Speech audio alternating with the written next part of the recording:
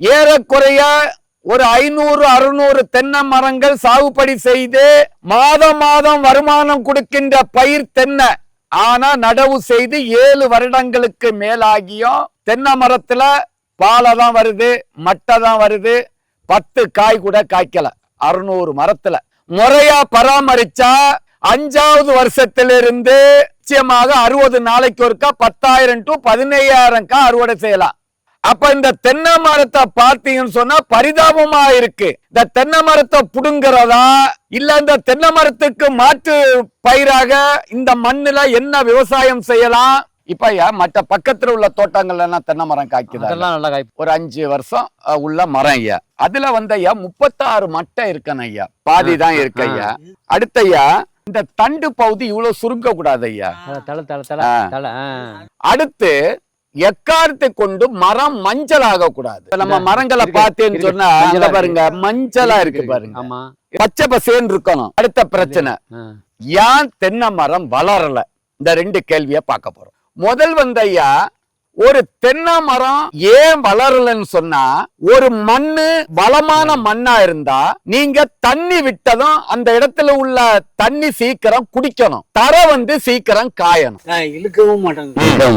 அதனாலதான் அப்படியே கடந்து ஊத்திருந்து போனது மாதிரி. அப்ப மண்ணுலதான் பிரச்சனை இருக்கு. இப்ப இதுக்கு என்னென்ன உரங்கள் இதுவரைக்கும் கொடுத்திருக்கீங்க? நாங்க இதுல வந்து பொட்டாசு கொடுப்போம், காம்ப்ளெக்ஸ், யூரியா, வேப்ப முன்னாக்கு, ஆமா பொட்டாசு. குப்பை சாணி கொடுத்தீங்களா? அந்த இது எருவு கொடுத்தோம், சாணி, இந்த ஆட்டு எருவு.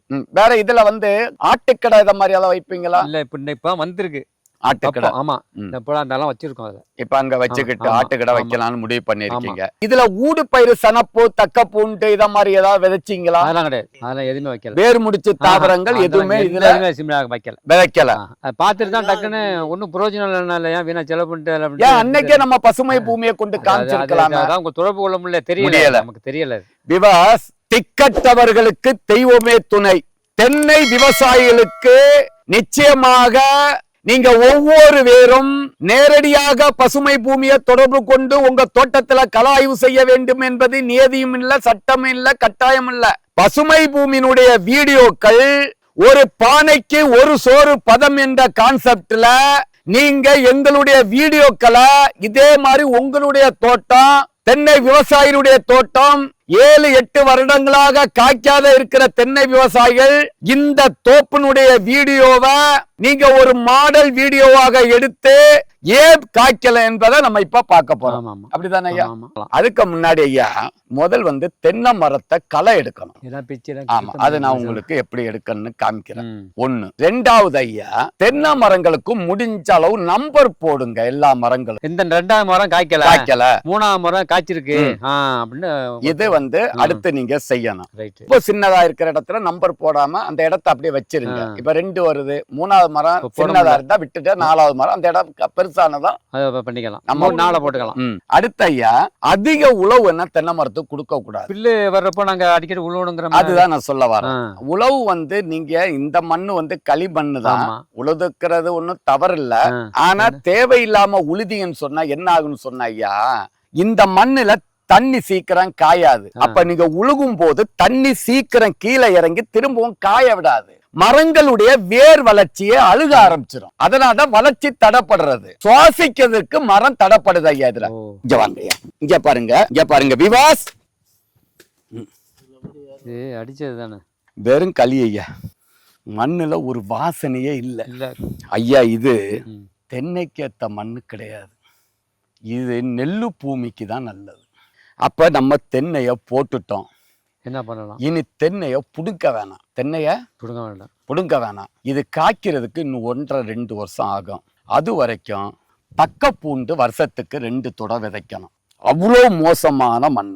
1 ஏக்கருக்கு 12 to 15 கிலோவை இடையில விதைக்கணும். விதைக்கும் போது நல்ல காய்ச்சல்ல தான் விதைக்கணும். நல்ல வெயில்ல.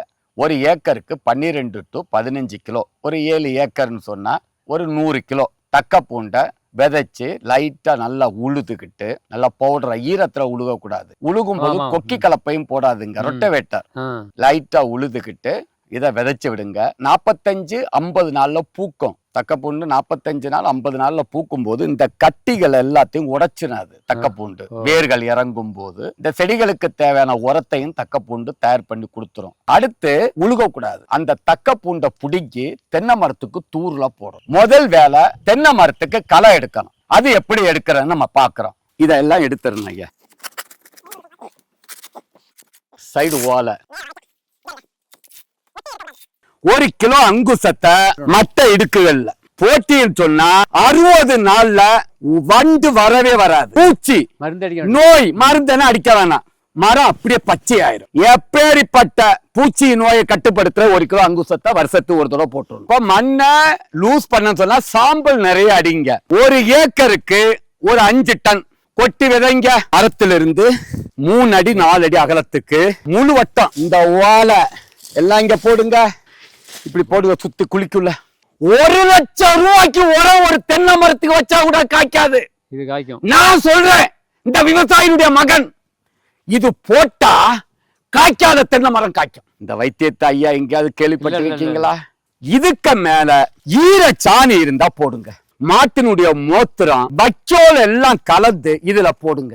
பசுமை பூமியில 3 கிலோ ஜிப்சம் 5 வரைக்கும் போடலாம். அடுத்து நுண்ணூட்ட சத்து 1 கிலோ. குறும்ப உதறக்கூடாதுன்னா வேறு இந்த மண்ணு பொலபொலப்பு கொடுக்கறதுக்கு பூம்பும் பூஸ்டர் 20 கிலோ. கற்பக ஆர்கானிக் கலப்போற 2.5 கிலோ. 6 மால்டிக் ஒருக்கா மேலோட்டமா போட்டு விடுங்க. தண்ணி பாயும் போது எவ்வளவு அருமையான வைத்தியம். அப்ப தண்ணி பாயும் போது தூரு கிட்ட போவாதா? இங்கதான் நிக்கும். அங்க காயும், இங்க ஈரம். ஆச்சலும் பாய்ச்சலும் தென்னை மரம் விரும்புது. ஏங்க ஐஸ்கிரீம் கடையில் வாங்கி சாப்பிட்டு உங்கள் ஹெல்த்தை நீங்களே ஸ்பாயில் பண்ணிக்கிறீங்க? சம்மர்னாலே ஐஸ்கிரீம் தான். ஆனால் அந்த ஐஸ்கிரீமையும் கடையில் தான் வாங்கி சாப்பிட்றோம். அதே ஐஸ்கிரீம் உங்கள் தோட்டத்திலே காய்ச்சா என்ன ஐஸ்கிரீம் மரமா? என்ன சொல்கிறாங்க இவங்க? அப்படி தானே யோசிக்கிறீங்க? ஆமாங்க, நம்ம பசுமை பூமியில் எல்லாருமே விரும்பி கேட்ட எக்ஸ்போர்ட் குவாலிட்டி கோகனட் இன்னைக்கு நம்ம லான்ச் பண்ண போகிறோம்.